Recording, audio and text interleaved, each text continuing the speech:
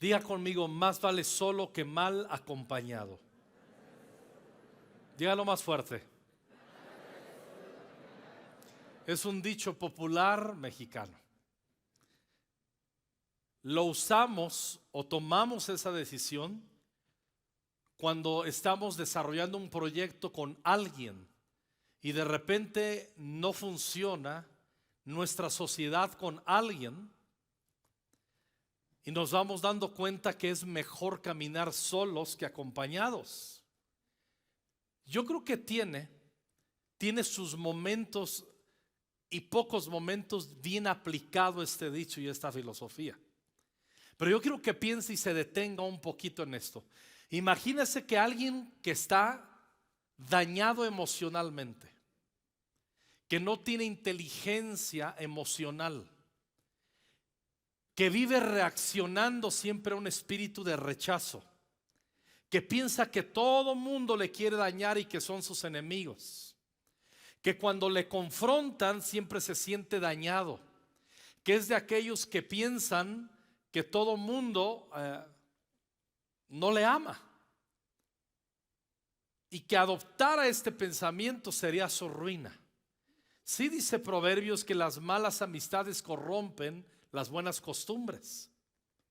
Pero si vamos nosotros al libro de Hechos capítulo 2 versículo 41 en adelante, nos damos cuenta que nunca la iglesia primaria, la iglesia primera, la iglesia primitiva, nunca adoptó más vale solo que mal acompañados. Trabajaron bajo el Espíritu Santo. Cuando recibieron el Espíritu Santo, les llevó a la vida de comunidad, a valorarse unos a otros y a trabajar. Escuchen bien, las relaciones con los demás tienen que trabajarse. Hace 22 días hablé de la importancia de perdonarnos y de avanzar. Cuando no estamos saludables en nuestras emociones, siempre tomaremos la salida de más vale solo que mal acompañado. Cuando estamos saludables en nuestras emociones y sentimientos, casi siempre vamos a ser de los que evitan quedarnos solos y vamos a ser muy cuidadosos en no andar creyendo la mentira que todos los que son nuestra compañía o caminan a nuestro lado son nocivos.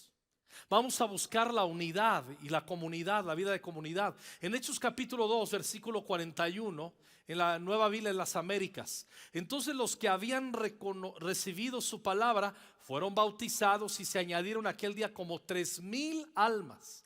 Vaya cosecha que estaban teniendo. Y escuche bien a qué se dedicaban. Se dedicaban continuamente a las enseñanzas de los apóstoles. Lo segundo, a la comunión, al partimiento del pan y a la oración. A eso se dedicaban, lo procuraban, buscaban funcionar en unidad, en estar juntos, partiendo el pan en la cena del Señor, en las oraciones y vivir relacionándose con los demás. Por eso nosotros los jueves que tenemos de comunidad estamos buscando que crezca, valorarnos entre nosotros, que nos podamos descubrir como familias en la iglesia, que podamos darnos cuenta qué importante es la vida de comunidad. Una de las tareas demoníacas, sin duda alguna, no tenemos que ser ni profetas ni tener un gran discernimiento. Una de las tareas principales de Satanás en los tiempos de pandemia sobre la iglesia era meternos el engaño que podemos desarrollar la vida cristiana sin estar en comunidad, viviendo en nuestras casas, solamente mandando nuestros diezmos, nuestras ofrendas a la iglesia, 2, 3 llamadas, todo vía Zoom, todo en línea y quitarnos de la relación y de la comunión. Porque escuchen bien, relacionarnos con otros nos traerá conflictos, pero relacionarnos con otros nos hará descubrir el consuelo de Dios a través de la comunión con nuestros hermanos. Y eso no le conviene a Satanás. Cuando nos reunimos esos jueves de comunidad, que espero que lo están valorando, y la meta es que lo aprendamos a valorarlo. Nos reunimos, compartimos pan, comemos, disfrutamos, reímos, pero nunca nos iremos, o por lo menos si tú te has equivocado en esto, ahora retoma el paso. Nunca nos iremos de una reunión sin hacer una oración y declarar a Dios: Señor, gracias por mis hermanos con quienes me he encontrado, y mis hermanas en esta noche, para convivir, para este juego de mesa, para comer los tacos, para darnos cuenta lo importante de estar juntos y que somos una familia de fe y que nos podemos soportar en oración en las crisis unos a otros. Qué importante es descubrir la comunidad en la iglesia local. Pero cuando estamos nosotros enfermos emocionalmente, no lo vamos a valorar, no lo vamos a hacer como algo, no lo vamos a tomar en serio como algo importante. Cuando vamos leyendo en el versículo 43, dice: sobrevino temor a toda persona. ¿Cuándo? Cuando entraron en comunidad y desarrollaron comunidad. Y muchos prodigios y señales se hacían por los apóstoles. Todos los que habían creído estaban otra vez juntos y tenían todas las cosas en común, a tal grado que vendían todas sus propiedades y sus bienes y las compartían con todos, según la necesidad de cada uno. Día tras día, diga conmigo, día tras día, continuaban unánimes en el templo y partiendo el pan en los hogares, comían juntos con alegría y sencillez de corazón, alabando a Dios y hallando favor con todo el pueblo. Y el Señor añadía cada día el número de ellos a los que iban siendo salvos. Había salvación. Dios permitía que se salvara gente porque previamente el Espíritu Santo había trabajado en hacer entender a la gente la vida de comunidad, y que todos los que venían desdichados pudieran encontrar un lugar seguro en la comunidad de fe, en la casa de Dios. Dios no añadía a más si no tenían la revelación de la comunidad, de vivir en comunidad, de apreciar la comunidad. Cuando vamos a Jueces capítulo 18, versículos 1 y 2, nos habla de una tribu, la tribu de Dan. En aquella época no había rey en Israel, y la tribu de Dan andaba buscando un territorio propio donde establecerse, porque hasta ese momento no había recibido la parte que le correspondía de entre las tribus de Israel. Cuando estudiamos un poco la tribu de Dan, vemos que históricamente fue la tribu que les costó trabajo ver la manifestación de las promesas de Dios. No porque Dios no quería dárselas, sino que ellos tenían temores, no eran muy inteligentes en su relación con Dios y con los hermanos, pero aún así Dios les había dado promesas y tardaron en conseguir tierra que Dios les había prometido. Y aquí se nos está narrando lo que sucedió. No habían recibido la parte que les correspondía. Versículo 2: desde Sora y Estaol, los danitas enviaron a 5 de sus hombres más valientes para que expiaran la tierra y la exploraran. Les dijeron: vayan y exploren la tierra. Los hombres entraron en la región montañosa de Efraín y llegaron hasta la casa de Micaías, donde pasaron la noche. Acompáñenme ahí mismo, en este mismo capítulo, al versículo 7. Los 5 hombres se fueron, esos 5 enviados a espiar la tierra, se fueron y llegaron a una ciudad que se llamaba, ¿cómo? Lais, donde vieron que la gente vivía segura, tranquila y confiada. Digan conmigo: segura, tranquila y confiada. Eso pareciera una gran virtud, pero vamos a ver. Tal como vivían los sidonios. Escuchen bien, amados, amadas. Gozaban de prosperidad y no les faltaba nada. Vaya versículo. Estaban seguros, tranquilos, confiados, prósperos, tenían todo. ¿Qué más se puede pedir en la vida?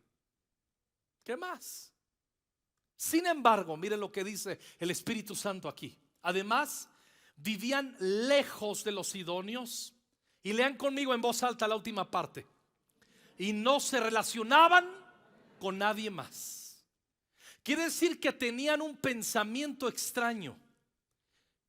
Ellos decían: si yo tengo paz, si yo estoy seguro, si estoy tranquilo, si tengo confianza, si estoy prosperando, si no me falta nada, no necesito a nada ni a nadie. Esa era la manera que pensaban. Y el Espíritu Santo nos quiere dejar bien en claro aquí y dice: y no se relacionaban con nadie más.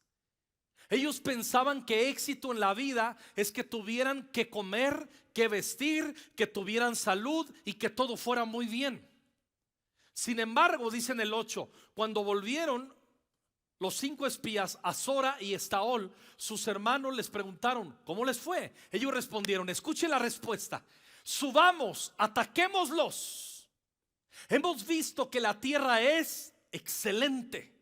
¿Qué pasa? ¿Se van a quedar ahí sin hacer nada?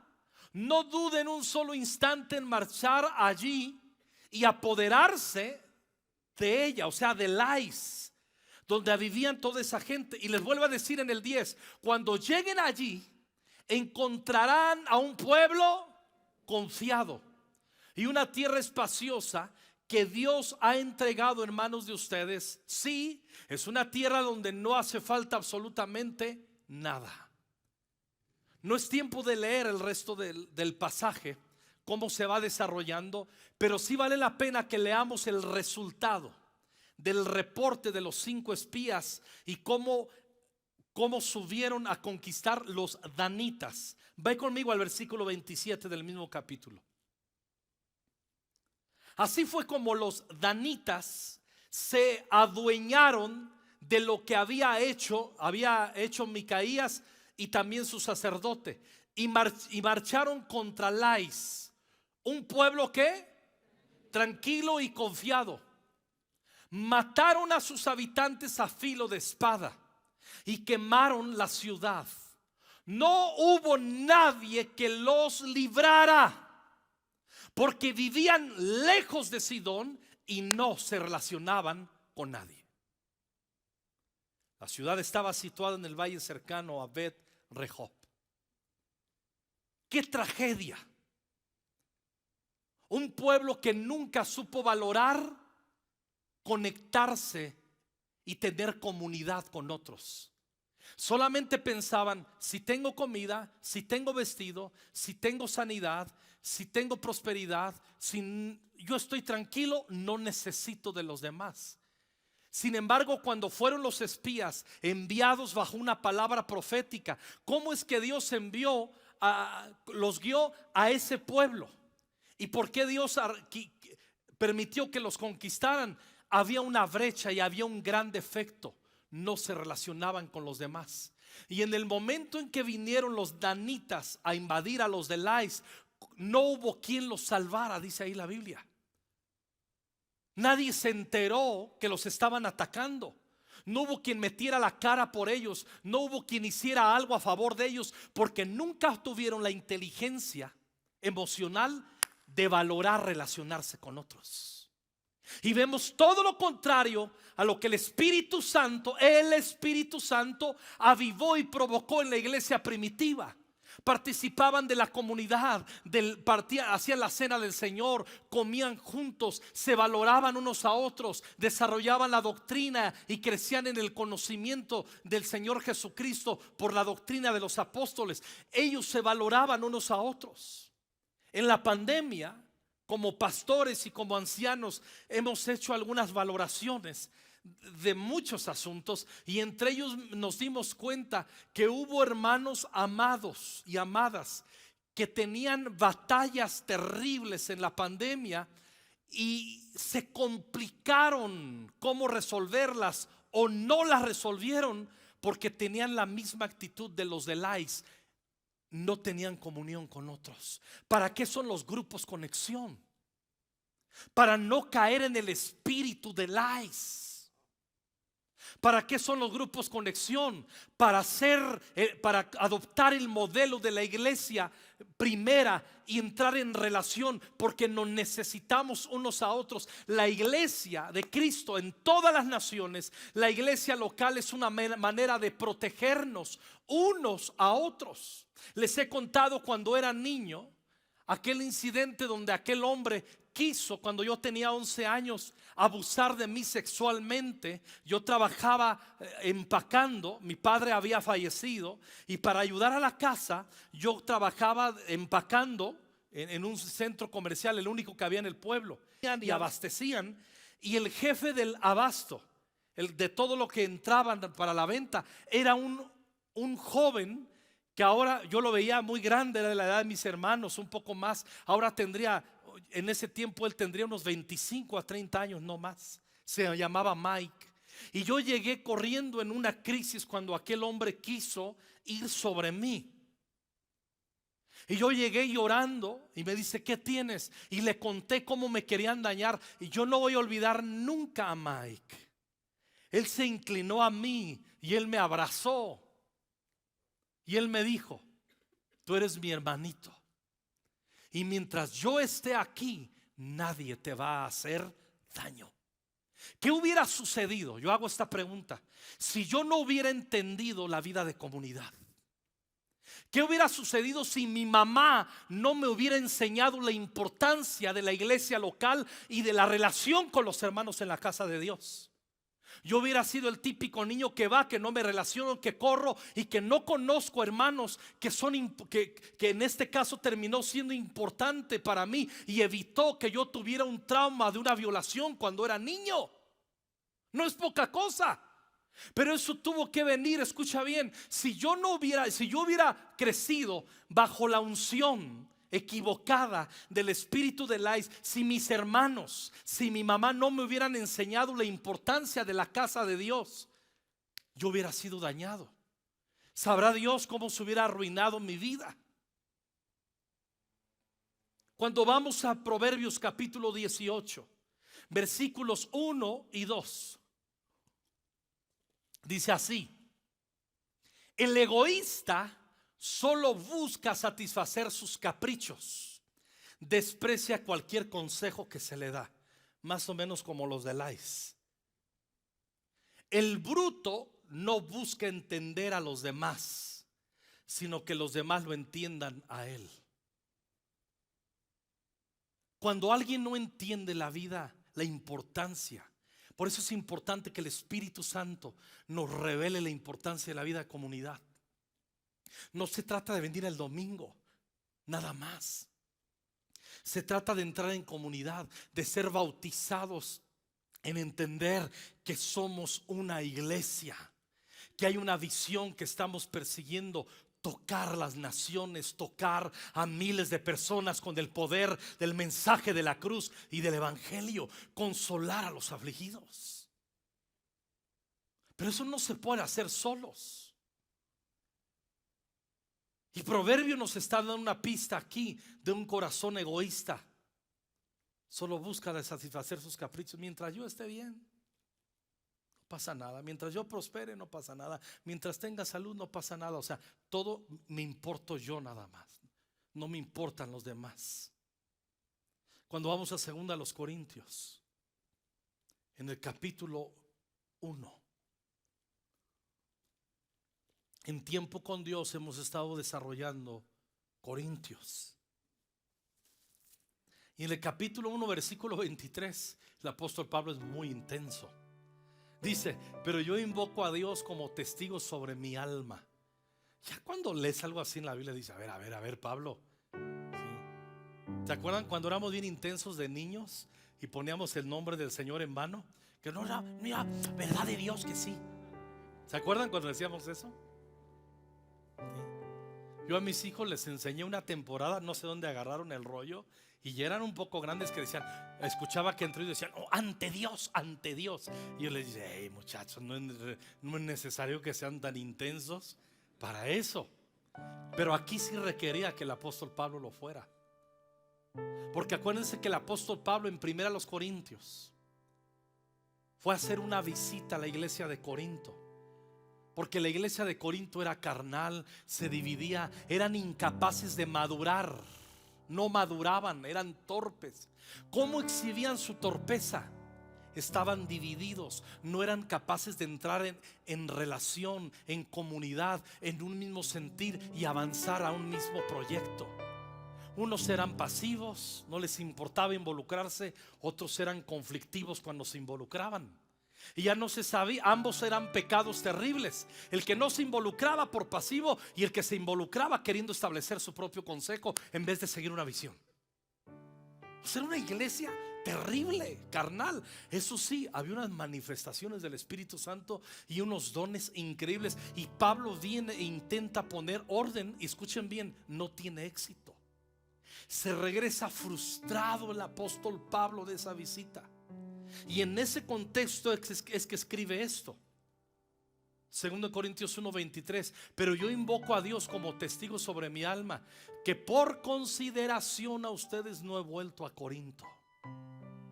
No es que queramos tener control de su fe, sino que somos colaboradores con ustedes para su gozo, porque es en la fe que permanecen firmes. Pablo les está diciendo: yo cuando fui a ustedes lo único que quería es fortalecer su fe, hacer correcciones pastorales, instrucciones pastorales, ayudarles en su fe, porque si no, si tienen una fe equivocada o mal encausada, se van a perder. Los van a engañar falsos maestros. Y Pablo les está diciendo ahí la verdad. Por consideración ustedes no han vuelto a Corinto. Y cuando vamos al capítulo 2, ahí mismo, versículo 2 al 4. Pero en mí mismo decidí esto, no ir otra vez a ustedes con tristeza. Porque si yo les causo tristeza, ¿quién será el que me alegre sino aquel a quien yo entristecí? O sea, el apóstol Pablo está diciendo: yo me vine bien agüitado porque ni me pelaron. Estoy triste, pero a la vez estoy enojado. ¿Y para qué voy a enfrentarme con ustedes? Porque si voy, les voy a meter una friega y los voy a poner en su lugar. Más o menos en mexicano es lo que está diciendo Pablo. ¿Sí entendió, no? La versión Alejandro habla hoy. Y Pablo dice: mejor me tranquilizo, aunque estoy muy agüitado. Porque si yo voy y otra vez los confronto, otra vez vamos a quedar tristes como me vine. Y al último, ustedes deben de causarme gozo. Y si yo los entristezco, ¿quién me va a consolar a mí? Me voy a venir agüitado otra vez. Y dice el 3: por eso mismo les escribí, para que cuando yo llegue no tenga tristeza de parte de los que debieran alegrarme, confiando en todos ustedes de que mi gozo sea el mismo de todos ustedes. Pues por la mucha aflicción y angustia del corazón les escribí. ¿Cómo les escribió? Con muchas lágrimas, no para entristecerlos, sino para que conozcan el amor que tengo especialmente por ustedes. Dice: no voy a ir en persona, me voy a aguantar de no ir. No me siento bien, y aunque yo fuera, me doy cuenta que ustedes todavía, el Espíritu Santo no ha trabajado lo suficiente para que entiendan una nueva confrontación. Es lo que está diciendo Pablo. Y si mejor les envío una carta. ¿Con quién envió esa carta? Con Tito, uno de los cercanos al apóstol Pablo. Envía una carta que estamos leyendo ahorita en TCD, 2 Corintios. Y justo en estos días vamos a leer los últimos capítulos de Corintios, donde venimos leyendo y el apóstol Pablo es tierno, instruye. Pero los últimos capítulos se pone bravísimo. Pero se pone bravo, se pone sarcástico, medio se burla de ellos, defiende su apostolado. Y escuchen muy bien, entre ellos Bartley, que es un gran comentarista, un gran teólogo, él dice que esa carta de 2 Corintios, escuchen bien, los últimos capítulos es la carta que les envió el apóstol Pablo con Tito en vez de irles a visitar. Pero ya pusieron el compendio en 2 Corintios todo. ¿Me estoy explicando? ¿Me estoy explicando? Ok. Entonces, ¿qué sucede? Avanzamos. 2 Corintios 2. En ese contexto vamos a estudiar estos versículos. Dice Pablo: cuando llegué a Troas, que es una ciudad, para predicar el evangelio de Cristo, y se me abrió una puerta en el Señor. Wow. No es por lo que decía en otras epístolas el apóstol Pablo: oren para que se me abra puerta, oren para que hable como tengo que hablar, oren para que las circunstancias Dios las acomode y pueda hacer un impacto con el mensaje del evangelio y establecer el nombre de Jesús y muchos sean salvos. Oren por mí para que hable como es debido. Oren por mí para que se me abran puertas. Y luego daba reportes: se me ha abierto una buena puerta. Oren por mí porque se me está viniendo el infierno, y si ustedes oran por mí vamos a ganar muchas almas. Era la relación del apóstol Pablo con sus iglesias. Y aquí está diciendo, aquí está en su mero jugo, navegando en lo que quiere. Se me abrió en Troas una puerta en el Señor impresionante.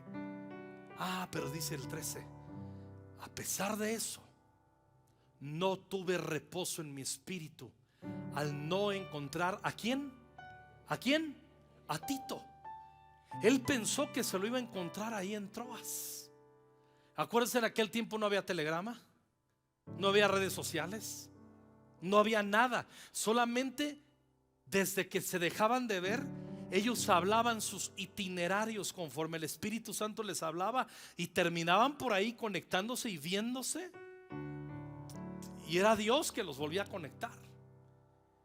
Y aunque tiene, escúchalo bien, iglesia, aunque tiene una gran puerta para establecer el reino de Dios y traer un gran avivamiento, dice: no tuve reposo en mi espíritu porque no encontré a Tito, mi hermano. Despidiéndome pues de ellos, ¿qué hizo? Dejó Troas y se fue para Macedonia, porque creyó que en Macedonia se iba a encontrar a Tito. Espérame. Pablo, se te abrió una puerta, predica. Todo está adecuado para un gran avivamiento. Dale para adelante a Pablo. Y Pablo dice: no tuve reposo en mi espíritu. Porque escuchen bien, Pablo nos está enseñando, el Espíritu Santo a través de Pablo nos está enseñando algo: que es tan importante predicar el evangelio.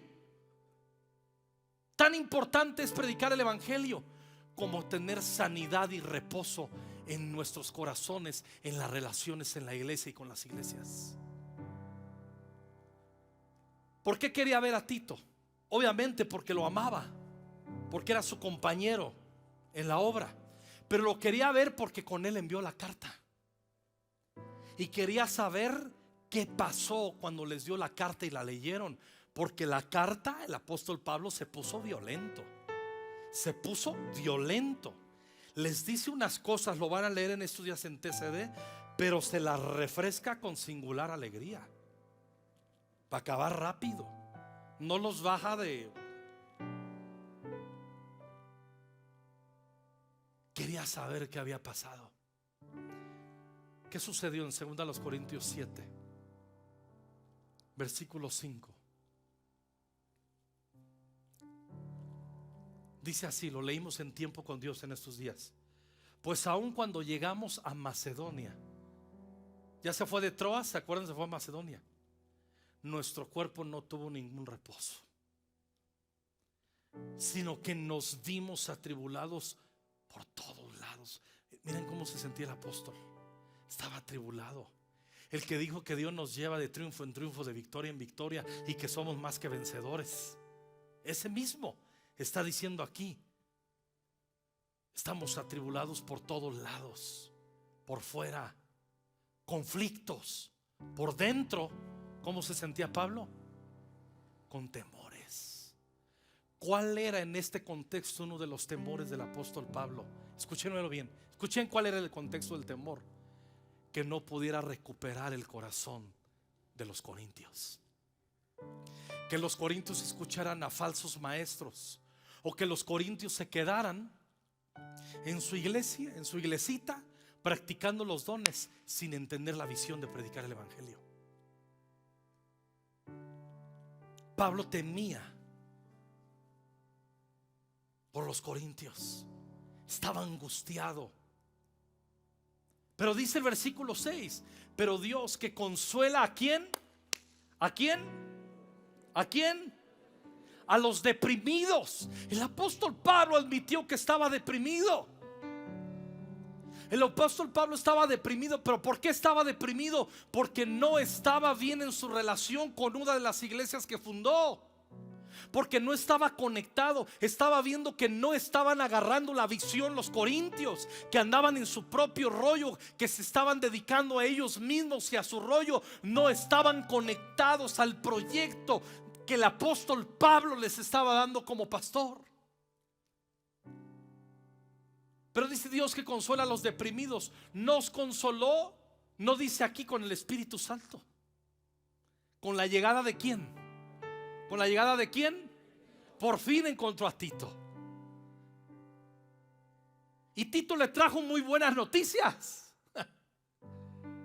Y no solo con su llegada, dice Pablo, fui consolado, sino también con el consuelo con que él fue consolado en ustedes. Espérame, ¿quién consoló a Tito? Los corintios, los que eran unos sinvergüenzas. De repente le comienza a narrar Tito. Agarraron la onda, apóstol. La pescaron. Y dice, haciéndonos saber el gran afecto de ustedes, su llanto y su celo por mí. ¿Le está reportando la carta que enviaste? Le escaló. Que te hayas puesto bravuconcillo, Pablo. Agarraron la onda.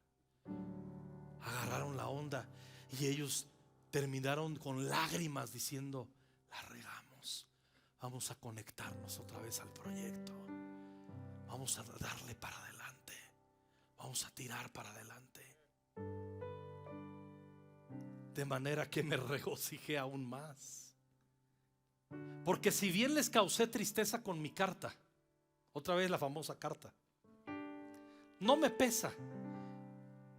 Aun cuando me pesó, pues veo que esa carta les causó, ¿qué les causó? Tristeza, aunque solo por poco tiempo.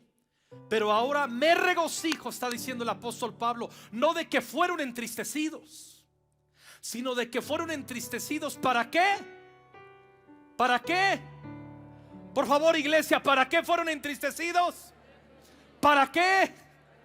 Pero arrepentimiento ¿de qué? No les dijo Pablo que estaban en adulterio. No les dijo que habían robado. Estaban arrepentidos. Tenían tristeza de arrepentimiento porque habían dejado de navegar en unidad y en la misma visión. Comúnmente yo mismo, a todos ustedes, las veces que he participado y echado mano de esos versículos, siempre hablamos de esos versículos fuera del contexto y se pueden aplicar, porque el Espíritu Santo nos causa tristeza para arrepentimiento de todos nuestros pecados. Pero en este contexto, el arrepentimiento, la tristeza por el arrepentimiento que tienen, es porque dejaron de apreciar la comunidad, es porque dejaron de apreciar la visión, es porque se debilitaron y comenzaron a pensar en ellos mismos y se enojaron y no estaban atentos, no estaban conectados en lo que tenían que estar conectados. Dice en el 10, porque la tristeza que es conforme a la voluntad de Dios produce un arrepentimiento que conduce a la salvación sin dejar pesar, pero la tristeza del mundo produce muerte. En este contexto, entonces, tenían una tristeza. Se arrepintieron porque la carta les llegó. Porque Pablo les está diciendo muchas cosas que vamos a leer en estos días. Despreciaron la visión que les dio. Estaban metidos en ellos mismos. ¿Por qué estoy hablando esto? Porque vemos que no funciona la iglesia. No, estoy hablando una advertencia para no entrar en un letargo y en una pasividad. Es muy raro que en Conquistando Fronteras se quede una silla vacía. Y allá están vacías unas. Porque están muchos de ustedes metidos en sí mismos, como los de Lais. Tengo salud, aleluya. Tengo para pagar la renta o para sustentar los gastos de mi casa, aleluya. O sea, en su propio rollo, y pierden la visión de predicar el evangelio. No se aprecia. A veces, hermanos, somos miles en esta iglesia que tenemos el poder y la autoridad de tocar esta ciudad, si estuviéramos más conectados en lo que Dios está demandando. Pero los de Lais vivían en su rollo, vivían metidos en ellos mismos, se importaban demasiado ellos y no sabían relacionarse. El próximo domingo no nos sabremos de encontrar aquí para reunirnos. El próximo domingo a las 10 de la mañana, todas las sedes nos vamos a encontrar en el culto unido en el gimnasio Juan de la Barrera a las 10 de la mañana. Escuchen bien, yo doy gracias a Dios por ello, yo celebro por ello. Miren cómo no les emociona. No, yo estoy hablando en serio. Esas cosas a mí me afligen mucho.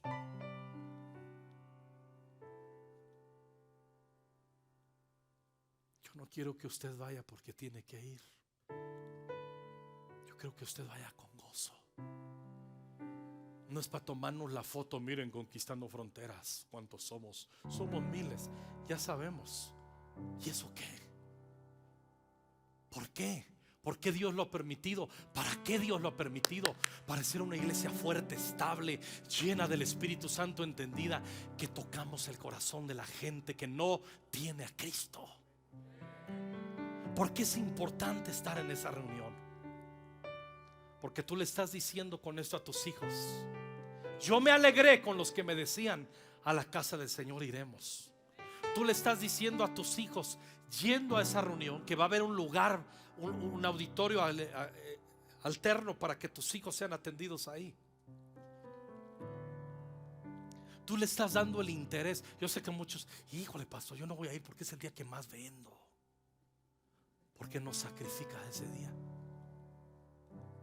No, es que por eso vengo a este culto, porque saliendo de aquí ¿por qué no pides permiso en tu trabajo? ¿Por qué no le muestras a tus hijos la importancia de la vida de comunidad? ¿Por qué no te lo dices a ti mismo? Hermanos, el día que nos reunamos ahí, no estoy menospreciando estas reuniones, pero hay momentos es que es tan importante. El día que nos reunamos ahí, escuchen muy bien, también le vamos a decir a las tinieblas: aquí estamos en unidad. Aquí estamos como una misma casa, en una misma visión, y estamos entendidos de lo que Dios nos ha llamado a hacer. Y el Espíritu Santo se va a mover. El Espíritu Santo nos va a comunicar, nos va a empoderar, nos va a ungir, y vamos a tener un día increíble. Si tú vienes por primera vez y nunca le has entregado tu vida a Cristo, sabes que Dios diseñó la iglesia para que tú recibieras consuelo. Nos salvamos creyendo en Jesús como el único Señor y Salvador, entender que Él perdona nuestros pecados y nos da vida eterna. Pero otra cosa es que tú eres bautizado en la comunidad. Aquí comienzas a ser amado y aprendes a amar, aprendes a perdonar, aprendes a ir adelante en tu vida de fe, a hacerte un buen discípulo, un gran discípulo, una gran discípula, y comienzas a manifestar la fragancia de Cristo donde quiera que vas. Pero la única manera es que tú entregues tu vida a Cristo. Él perdona tus pecados, Él te da vida nueva, Él te da vida eterna. Hay alguien aquí, escucha bien, Satanás siempre que querrá amargar tu corazón diciéndote: más vale solo que mal acompañado. No. Tú necesitas la vida de Cristo y la vida de comunidad, la vida de iglesia que va a proteger tu vida. Te conté un testimonio que viví de niño, te puedo narrar muchos más. Por eso el amargado no le gusta la comunidad. Al necio no le gusta la comunidad. Toma decisiones a lo tonto, a lo loco, sin medir consecuencias, sin consultar al Espíritu Santo. Y en la vida, en la comunidad, aprendemos sabiduría. Yo he crecido en sabiduría, y lo que me falta en gran medida por tener vida de comunidad con otros que me enseñan. En la iglesia uno aprende inteligencia.